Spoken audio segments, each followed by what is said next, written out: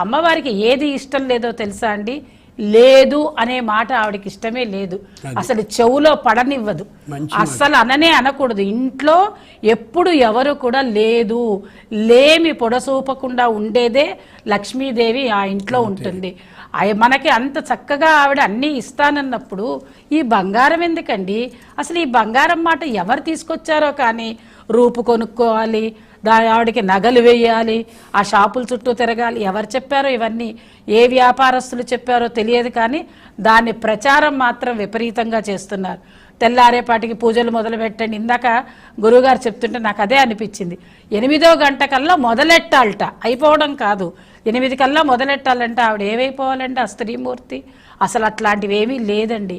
హాయిగా చక్కగా మీరు అన్నీ సమకూర్చుకుని అలా చెప్తే ఏం చేస్తున్నారో తెలుసా గురువుగారు? ఏముండదు, స్నానం చేసేసి వచ్చి ఒక నైటీ ధరించి